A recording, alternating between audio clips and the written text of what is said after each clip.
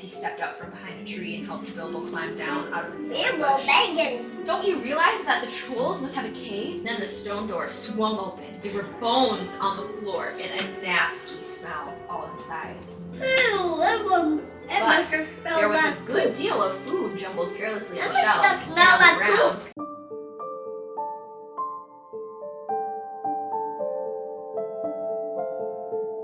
We're on page 43 of The Hobbit. What do you think so far? I liked it because my favorite part when it all started, I liked when a troll said the art of troll was a movie, and it was so funny. Yeah. You like the trolls? They're silly. The scary was when the trolls came to sneak on them. Who's your favorite character? Bilbo Baggins. Yeah.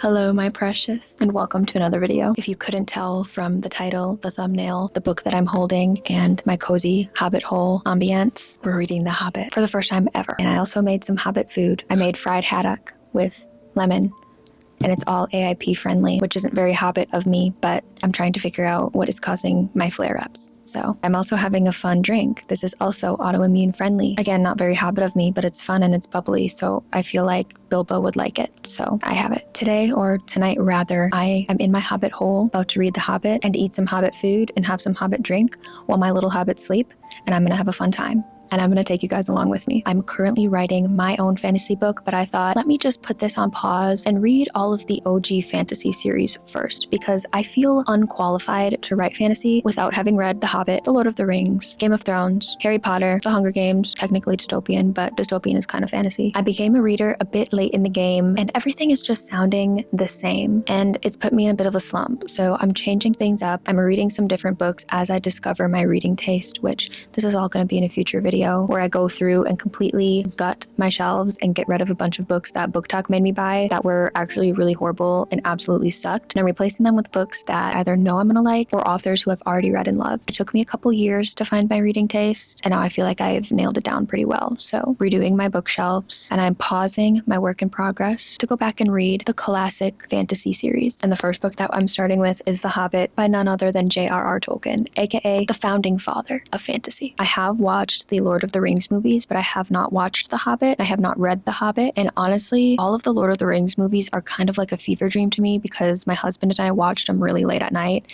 and I was like in and out of falling asleep. But I do remember one scene vividly.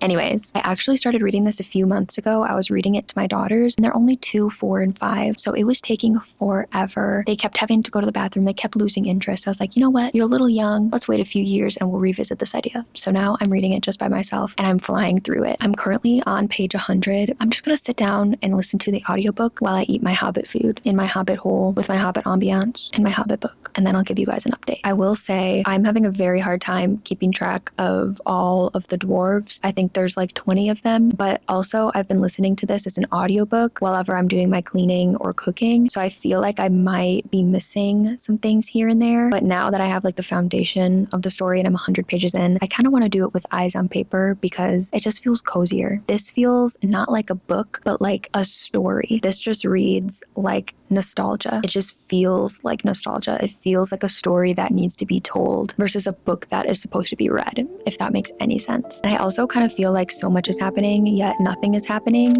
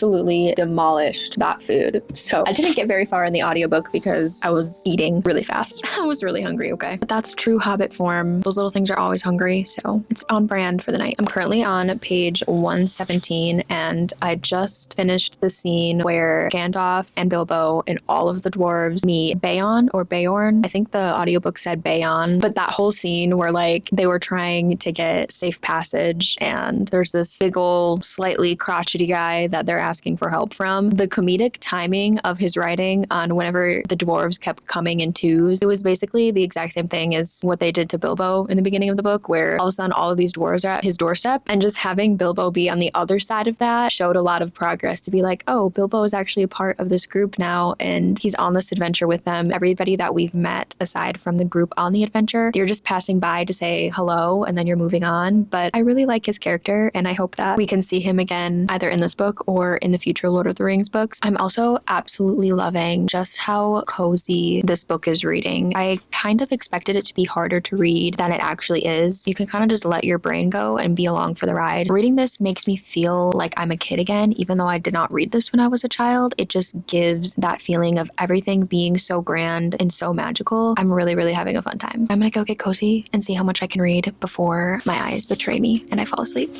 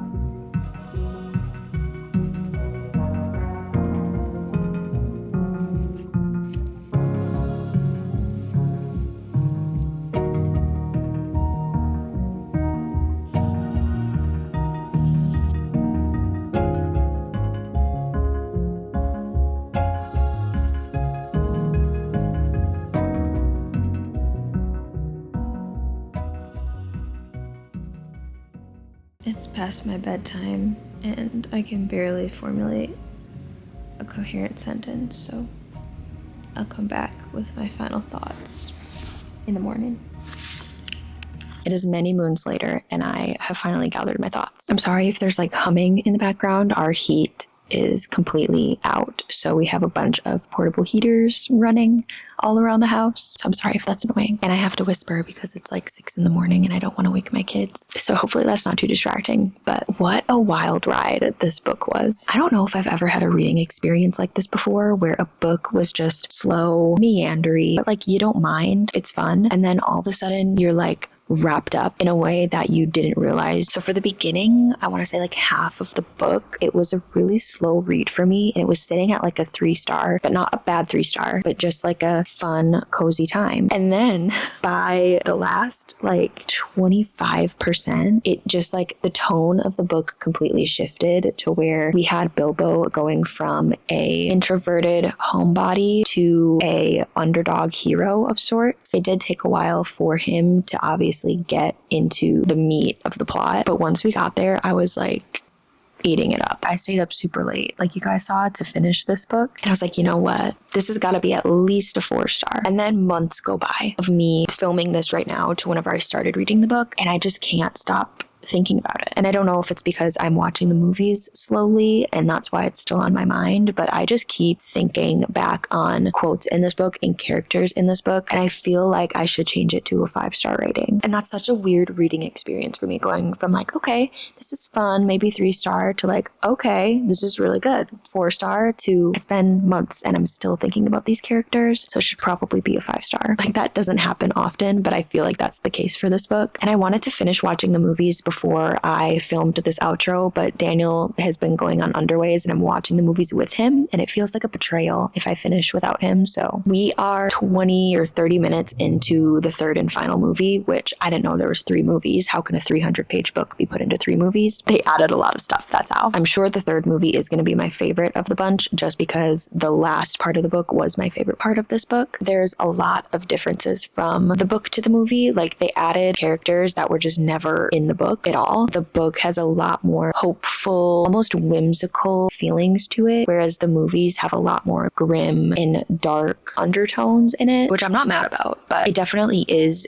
different. And I am glad that I read the book first, and I do honestly love who they cast as Bilbo. I feel like he encapsulates Bilbo's character and his little quirks perfectly, and I also think that Thorin was also really well cast. I haven't finished the third movie, like I said, but the one thing that is bothering me so far in the movie is how they're kind of putting more emphasis on dragon sickness, where all of Smaug's gold is, because in the book, I feel like it's a lot more his personal yearning and greed for this stone. Like it's just where his heart is at, and that is where his downfall is where his heart is at. And that has a lot more biblical allegory in it than just blaming it on dragon sickness like the movies do. And I did pick up on a lot of Christian Easter eggs in here, which was fun. Now, this is not about Jesus at all, but there is like biblical, factual truths woven into the story, where if you are a Christian and you do read your Bible, you will pick up on those references, and it just adds to the story for me. And the fact that he wrote this, I think in the 30s,